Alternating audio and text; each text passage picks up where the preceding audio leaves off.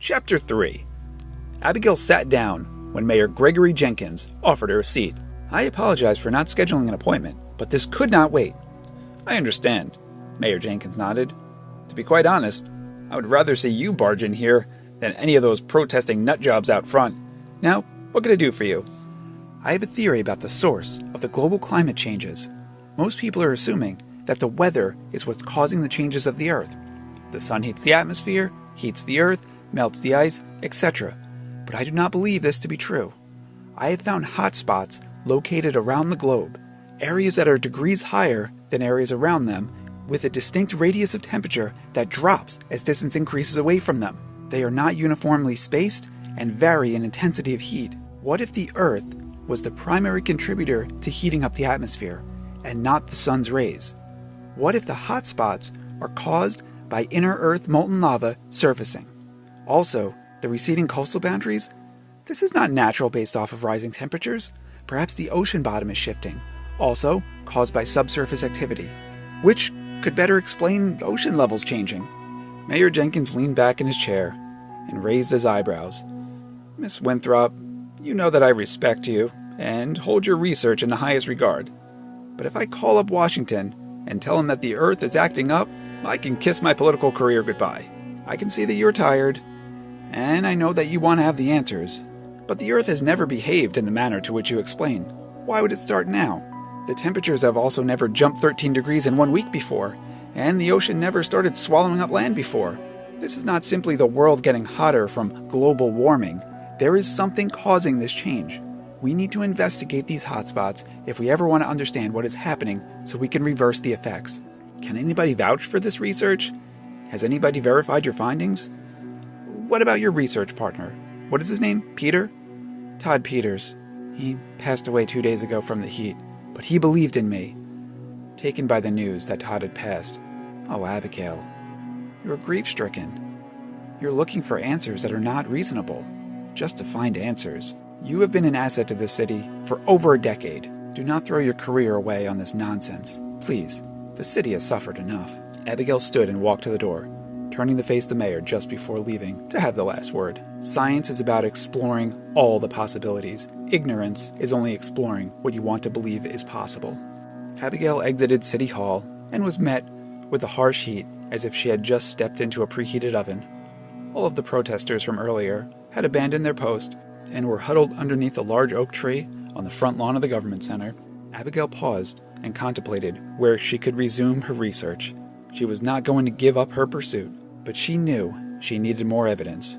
Her office was ransacked, so she headed back to her apartment, taking the long way to capture as much shade as possible.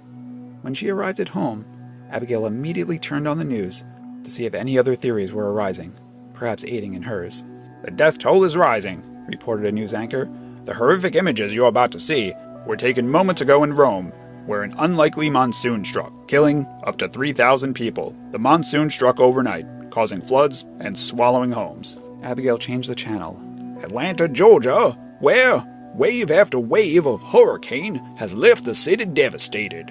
830 confirmed dead. The hospitals are running out of... Abigail switched to another station. Earthquake of tremendous proportions! The Tokyo skyline is changed forever! Only having one more major news station to try, Abigail pressed her remote. Are blazing. Water supplies have run dry in Nevada, and the fire is almost statewide. Many civilians have been asked to evacuate, but road congestion has become a major issue. It has not been confirmed, but the estimates are up to 10,000 injured or dead. Abigail turned off the television and slumped into her couch. Her world was falling apart around her, and the world was falling apart around that. Abigail straightened up and had become more inspired to find the cause of the destruction. Even after Mayor Jenkins rejected her ideas, she knew she was onto something, and she must find it. Abigail studied her findings, growing more and more excited as her work all seemed to piece together. Abigail focused her studies on the most severe of the hotspots, and one stood out, being scales larger in magnitude than the others. Abigail managed to estimate the longitude and latitude of the zone and researched the coordinates on her computer. The coordinates corresponded to a mountainous region located in Pennsylvania. Abigail considered driving there after looking up directions and revealed it was only a 10-hour car ride from her apartment in Connecticut.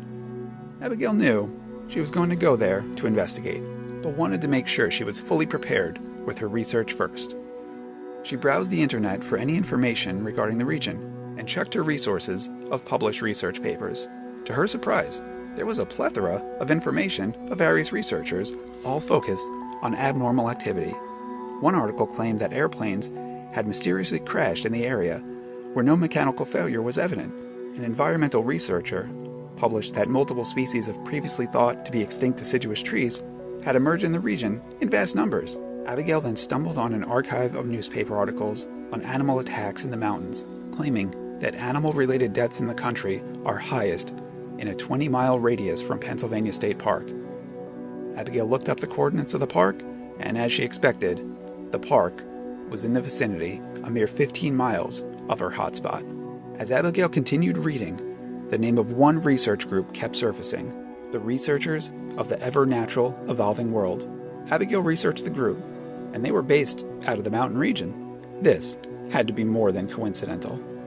Abigail figured they must have the answers she needed, or perhaps they had already been working on the issue involving the climate change. She had to speak with them, so she found their telephone number and dialed. Unfortunately, only an answering machine picked up, asking for her to call back during normal business hours. Abigail looked at her watch and realized the whole day had passed. Abigail stood and stretched. Reaching towards the ceiling, she took a deep breath, and moist air filled her lungs. The air moisture content was getting uncomfortable. Abigail decided to take a cold shower and head to bed early, so that she can travel to the researchers first thing in the morning, giving them a call along the way to schedule an appointment if possible.